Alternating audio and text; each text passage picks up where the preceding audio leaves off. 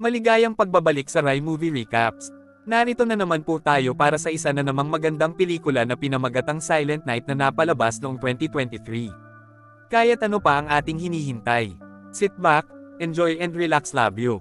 Nagsimula ang kwento kay Brian, isang lalaking natupok ng galit at determinasyon.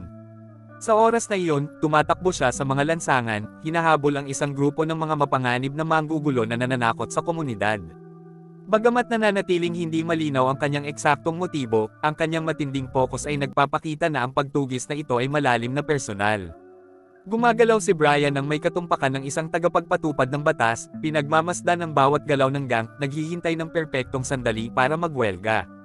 Sa kabila ng pagiging walang armas, hindi nag-atubili si Brian. Nang makakita ng pagkakataon, kumuha siya ng metal bar at matapang na hinarap ang gang. Ang kanyang biglaang pag-atake ay nahuli sila ng bantay, ngunit ang mga mesa ay mabilis na lumiko at ang gang ay nagsimulang habulin siya sa halip.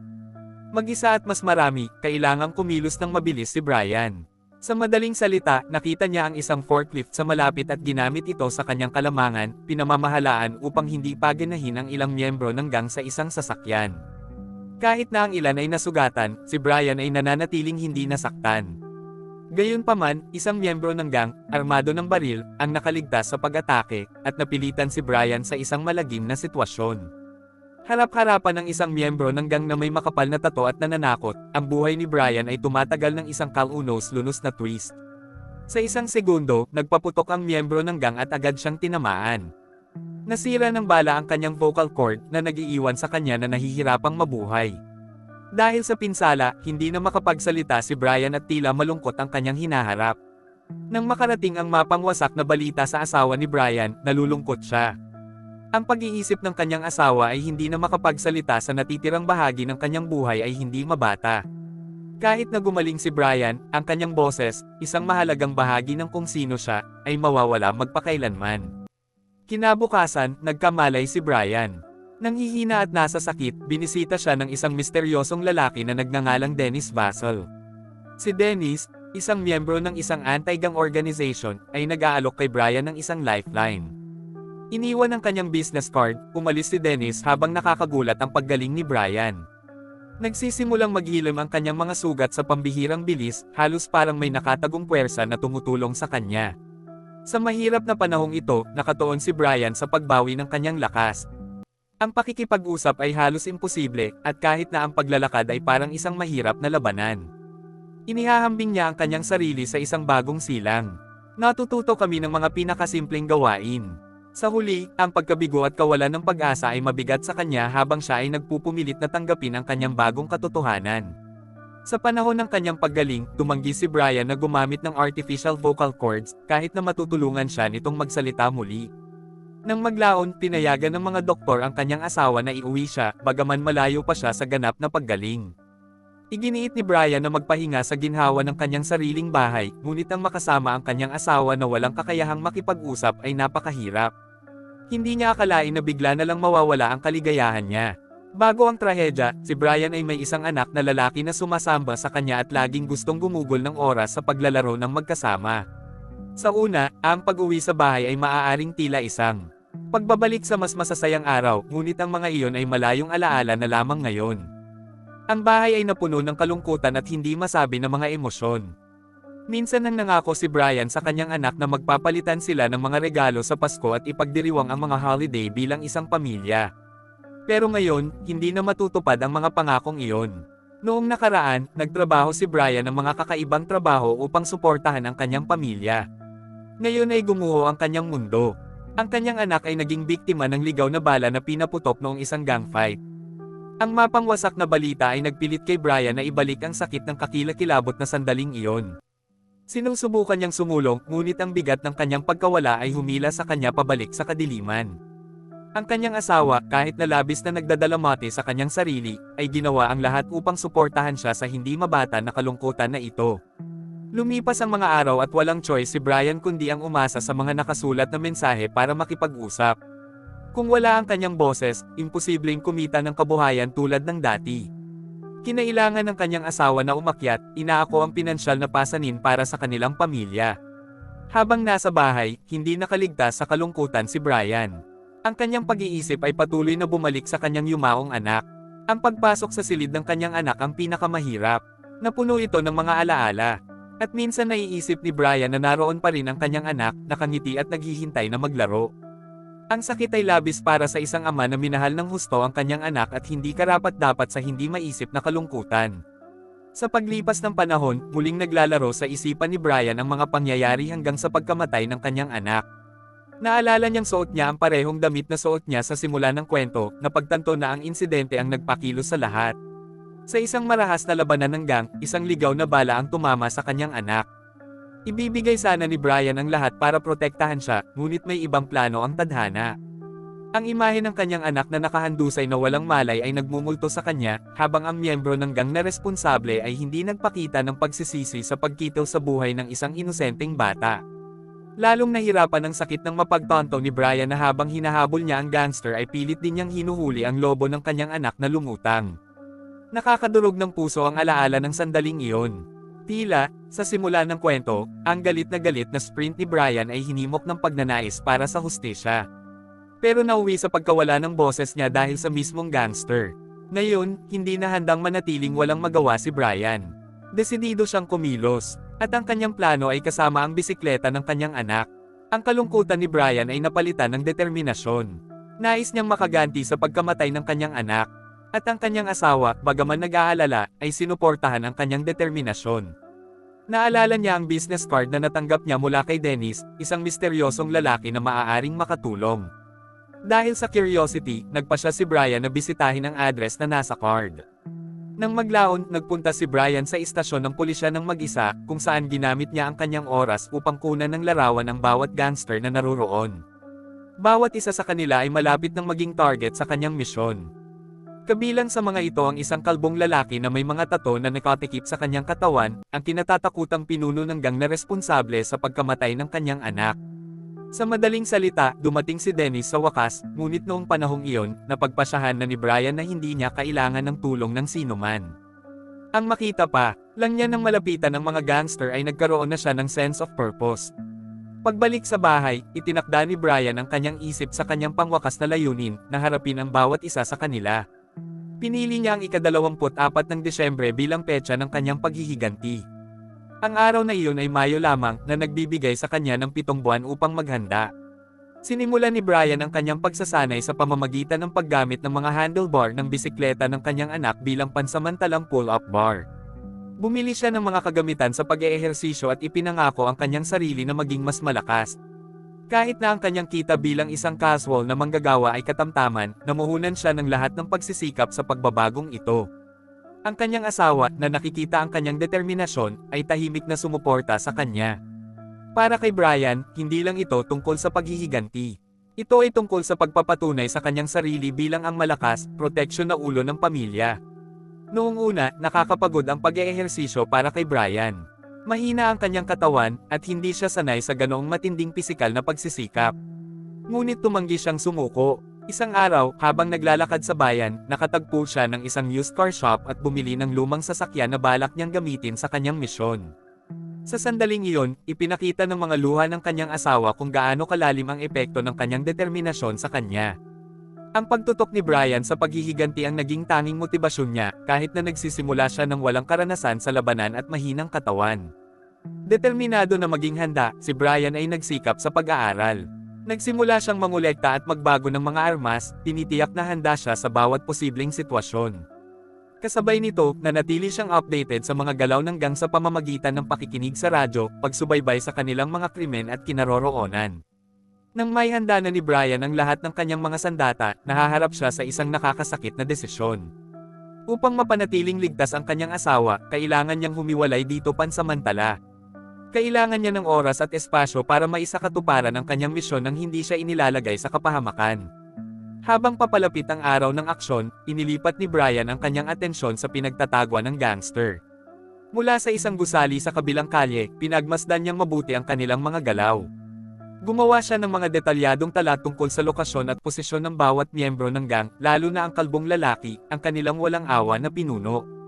Ang pag-alam sa kanilang layout ay nagpalakas sa kanyang determinasyon, at si Brian ay nagtulak sa kanyang sarili ng mas mahirap sa panahon ng kanyang pagsasanay, na inilipat ang sakit ng kanyang pagkawala sa determinasyon.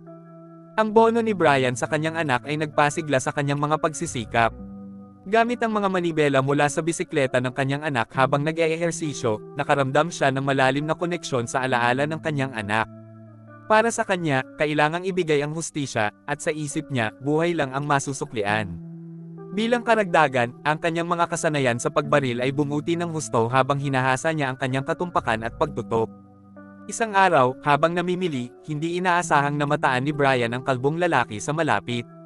Isinalang-alang niyang hampasin ang gangster, ngunit huminto siya nang mapansin niya kung gaano kabait ang pakikitungo ng lalaki sa mga bata. Ang tanawin ay nag-iwan kay Brian na nagkakasalungatan at hindi makapagsalita. Gayunpaman, sinira ng mga kasama ng lalaki ang sandali sa pamamagitan ng panunuya kay Brian at hindi paggalang sa kanya. Ang masaklap pa, binuhusan siya ng natunaw na ice cream ng nobya ng kalbo na lalong nagpahiya sa kanya. Mula sa pagtatagpo na ito, napagtanto ni Brian na hindi niya maaaring hayaang diktahan ng emosyon ang kanyang mga aksyon.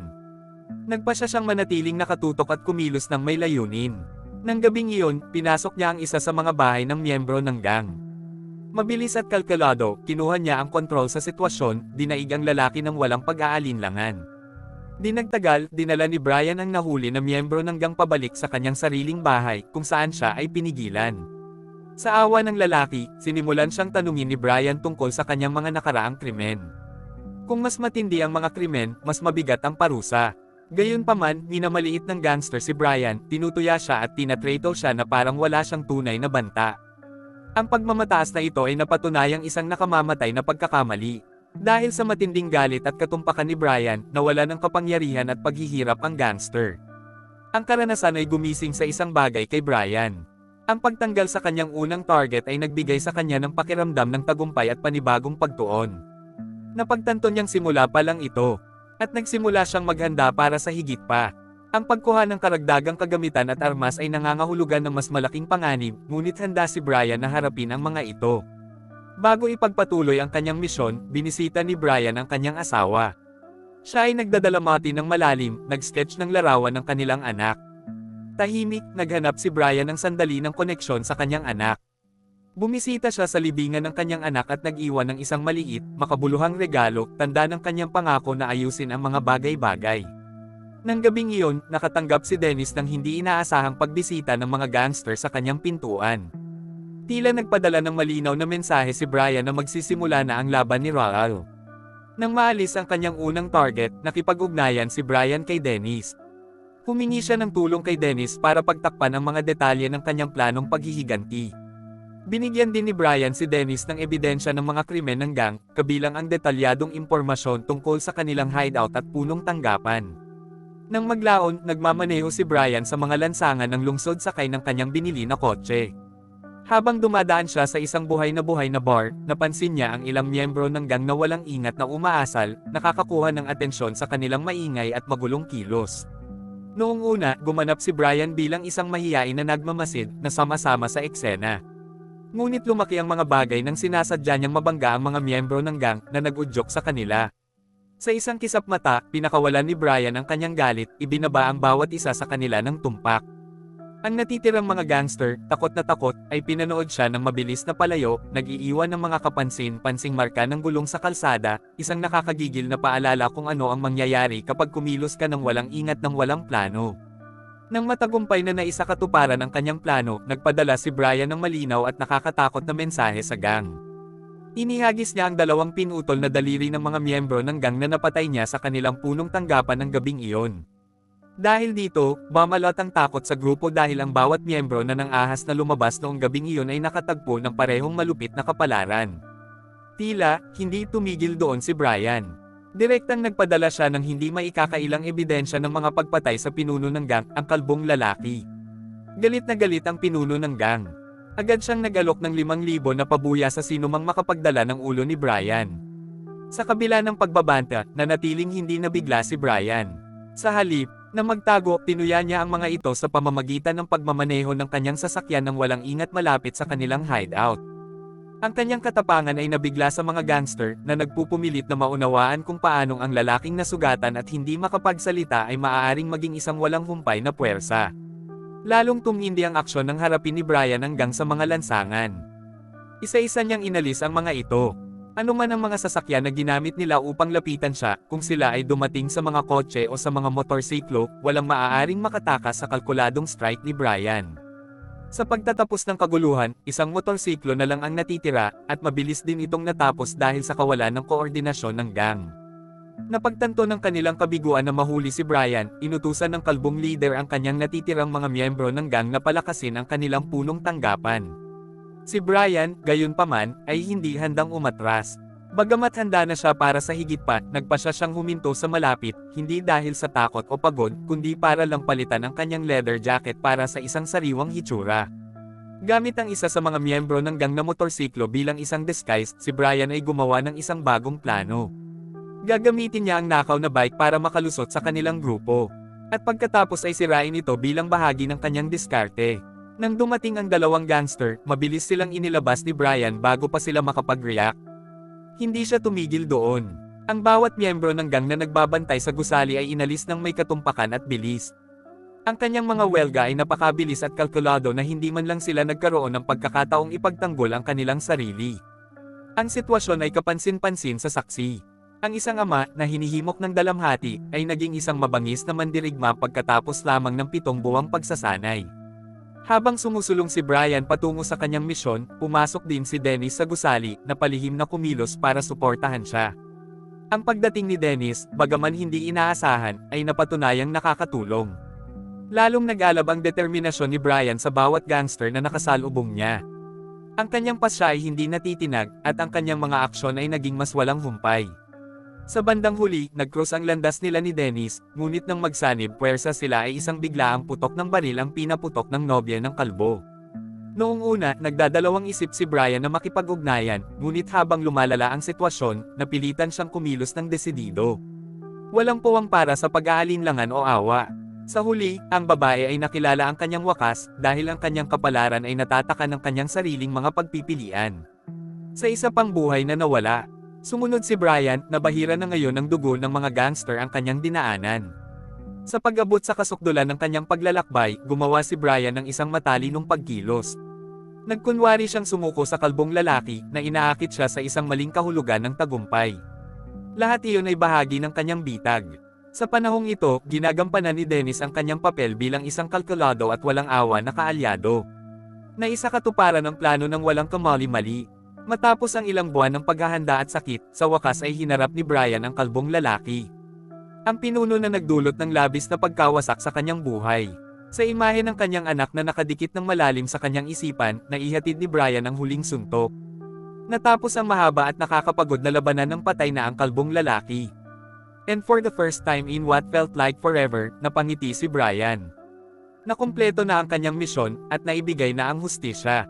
Habang nakatayo si Brian sa gitna ng resulta, tumingin si Dennis ng may kasiyahan, ipinagmamalaki ang tagumpay ni Brian. Ang paglalakbay ay naging malupit at walang humpay. Ngunit natapos ito sa tagumpay. At dito na nga nagtatapos ang pelikula natin para sa araw na ito. Maraming salamat sa panunood.